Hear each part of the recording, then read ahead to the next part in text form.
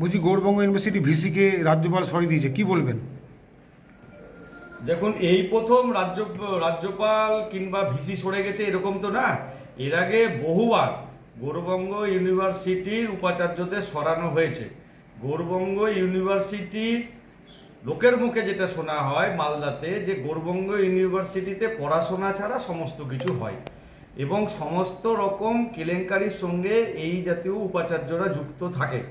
সেইখানে সেটা রাজ্য সরকারের ওভারলুক হয়েছে কিংবা শিক্ষামন্ত্রীর ওভারলুক হয়েছে, কিন্তু আচার্য হিসেবে তাদের যে তদন্ত, সেই তদন্তে এমন কিছু উঠে এসেছে যার জন্য এই উপাচার্যকে সরতে হয়েছে।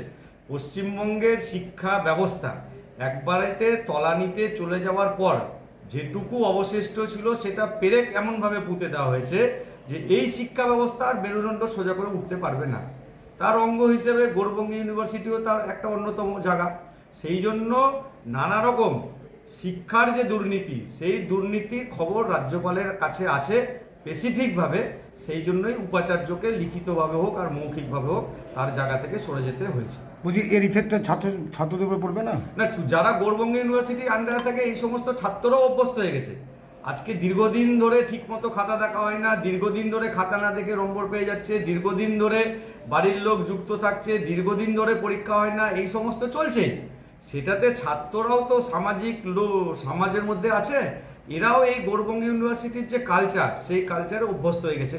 সাময়িকভাবে ছাত্রছাত্রীদের কিছু ক্ষতি হবে, কিন্তু এটা তারা অ্যাবজর্ব করেছে যে গৌড়বঙ্গ ইউনিভার্সিটিতে যদি আমরা পড়ি তাতে ওইখানকার যে পরিবেশ, সেই পরিবেশটা মধ্য থেকেই আমাদের পড়াশোনা করতে হবে।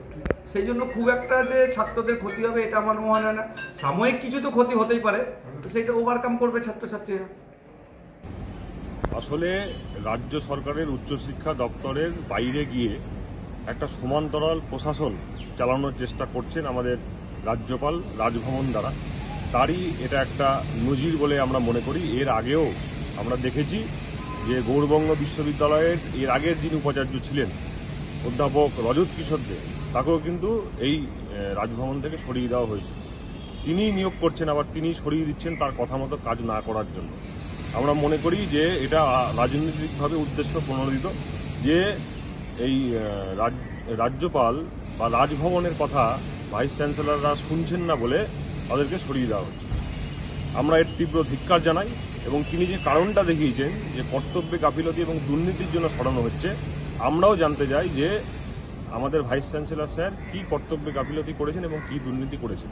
আসলে দুর্নীতি কিছু কথা না, বিজেপির কথা শুনছে না, আমাদের কেন্দ্রীয় সরকারের কথা শুনছে না, বা রাজ্যপালের কথা শুনছে না, রাজ্যপালের দ্বারা নিয়ন্ত্রিত হচ্ছে না বলেই, বা রাজ্যপালের কাছে মাথা নত করছে না বলেই, আত্মসমর্পণ করছে না বলেই এই ভাইস চ্যান্সেলরকে সরতে হয়েছে।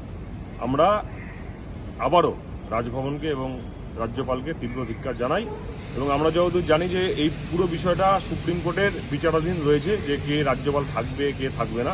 অথচ তিনি আইন কানুন এসব কিছুর তোয়াক্কা না করে আমার মনে হয় যে এটা তিনি অন্যায় করেছেন একজন রাজ্যপাল হিসাবে।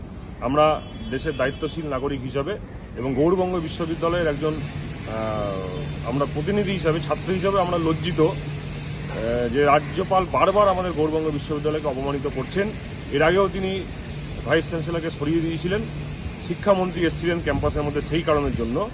আমরা মনে করি আবারও তিনি এই ভিসিকে সরিয়ে দিচ্ছেন। কেন? কারণ এই ভিসি রাজ্যপালের দ্বারা বা রাজভবনের দ্বারা নিয়ন্ত্রিত হচ্ছেন।